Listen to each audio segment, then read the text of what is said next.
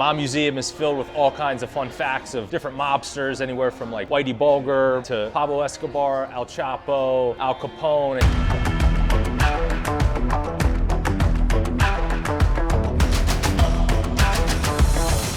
Virginia is for Grubbers. We are back again with another old-fashioned Friday, and this week we are coming to you from the best city in the entire country, arguably the best city in the entire world, in my opinion, Las Vegas, Nevada. And today we have a really cool episode because we are at the Mob Museum at the Underground, which is a speakeasy located in the basement of the Mob Museum. Mob Museum is filled with all kinds of fun facts of different mobsters, anywhere from like Whitey Bulger to Pablo Escobar, Al Chapo, Al Capone, etc., etc. Super dope place to come learn your history about crime, and then also there's a bunch of information of how they got caught on the police aspect of things as well. Nonetheless, you guys know how this works. 0 to 3 on appearance, 0 to 3 on first sip, 0 to 3 on overall taste, 0 through 1 on overall ambiance. So I'm gonna do the ambiance first. We're at a mob museum. Got some of the dopest like mobster photos that you've ever seen in your entire life. We're in a speakeasy underneath the mob museum that's got like all the speakeasy vibes, red walls, this sick brown leather couch, etc., etc. Needless to say, without going into it too far, full one off of that,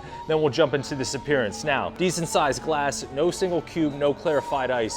But, and there's a huge but, when she handed me the drink, she gave me this little book and she said, there's some reading that you needed to do, and I just kind of laughed, haha, whatever. And I'm just sitting there waiting for her to pour the cocktail because it was a glass with ice and a Luxardo cherry and nothing was in it. So I'm just sitting there waiting. And then finally she came up again and said, you really needed to do some reading. And then I opened up the book, boom, the OF is in this little container here. Inside of the book, you pour it in. I mean, besides the fact that there's no single cube, no clarified ice, that's probably the coolest little presentation I've ever had. Obviously, I prefer single cube clarified ice. I think the book's gonna save it.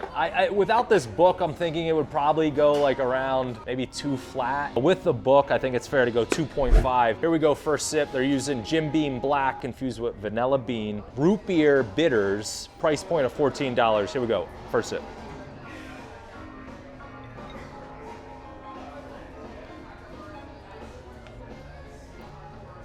A lot smoother than I anticipated because we're at a mob museum. I thought it was going to be incredibly rough and just smack me across the face like a baseball bat from a mobster, but very smooth. Definitely taste the root beer bitters in there, which I think is a nice little touch. I think first sip I'll go 2.4, and here we go, we'll get into overall real quick. Still consistent, definitely taste the root beer bitters a lot. I might even go to as far as calling this like a root beer old fashioned because that flavor is heavy, Luxardo cherry.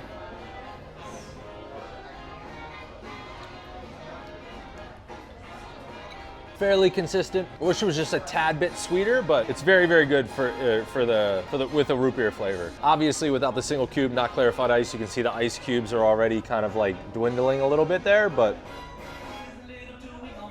single cube clarified ice, I would keep the score the same, which I think I said 2.4. It is getting a little watered down, and I've only been doing this for like 4 or 5 minutes now. So without that, I'm gonna go 2.1 on overall taste. So 2.1 and 2.4 is 4.5, plus full one is 5.5, plus a 2.5 is 7, 8.0 flat at the Underground at the Mob Museum, Las Vegas, Nevada. Virginia is for Grubbers. Cheers, guys.